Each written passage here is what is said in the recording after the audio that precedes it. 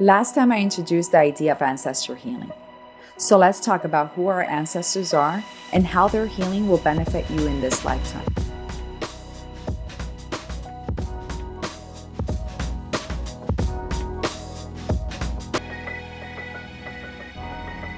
When we speak of healing our ancestors, we must first acknowledge who they were and what they have done.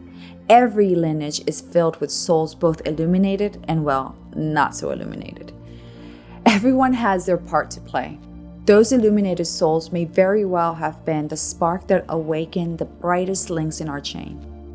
We have to remember that our ancestors, just like us, did the best they could given their circumstances and understanding. With this in mind, we can never truly know what it was like to walk in their shoes and see the world through their eyes. We cannot judge the actions of the past through the lens of today. As a society and spiritual beings, we have awakened to a greater sense of unity and oneness, where this was not always the case. And as we know from history, some of the worst things were done with the best of intentions.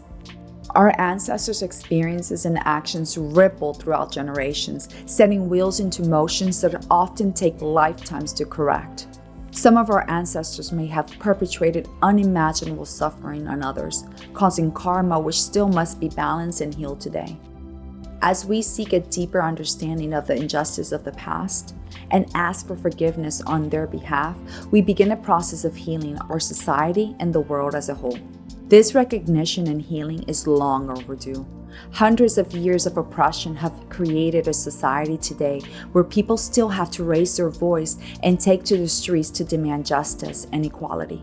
These ideas of inferiority and otherness that have been reinforced generation after generation have created deep psychological wounds that manifest in so many different ways, both for individuals and for society as a whole.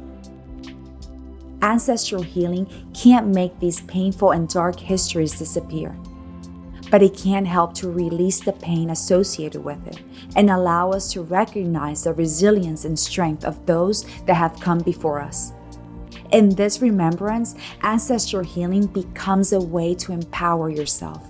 When I think of the powerful women that have come before me, I feel their love, strength, and wisdom. I acknowledge them and I feel in awe and so blessed knowing that I have had opportunities and experiences that they could only dream of. It is because of their sacrifices that I am here today. I want to honor their legacy and continue to uplift their spirits. There is no greater way to do this than to reclaim your power in remembrance of them and to use that power to create a better world. Ancestral healing helps to take us to a place of understanding and forgiveness where we can see the wheels in motions, accelerating the beneficial ones and stopping those that no longer serve us.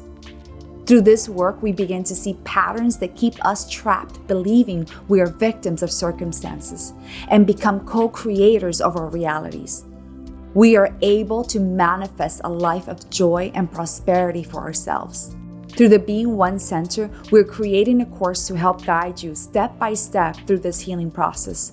But because this work is so critically important for all of us, I want to give you some basic steps that you can start today, right now, to set new wheels of healing in motion. So with that in mind, let's get into it. Okay, so the first thing you must remember is that you can only heal yourself. You cannot expect everyone in your family and those around you to suddenly adopt an illuminated perspective about the cycles and patterns that have been occurring for generations. There's very real deep pain and trauma that we all carry within us. Everyone has to work and release it in their own time.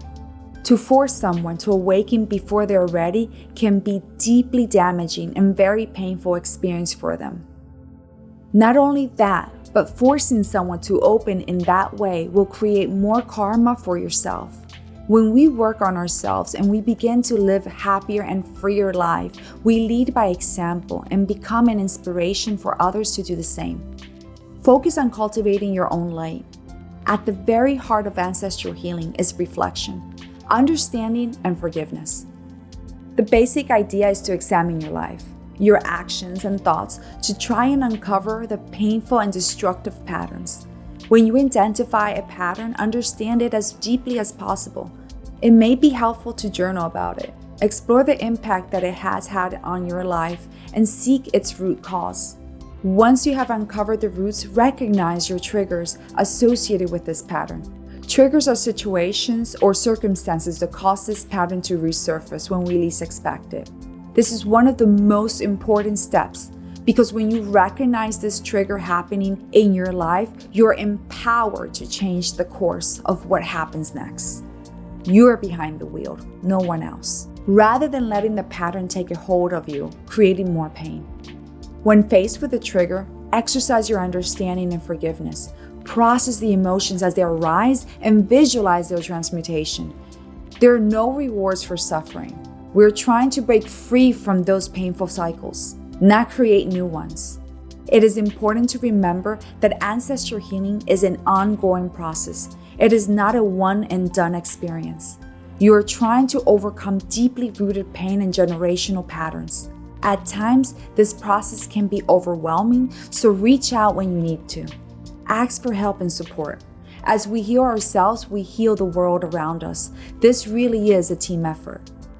The last piece I want to leave you with is to honor your ancestors by embracing who you are today with joy and happiness. When you're happy and joyful, that vibration ripples throughout time, multiplying their blessings. I want to thank you for spending some time with me, and I pray that my words have helped to guide you in your path for the highest good. See you again next time.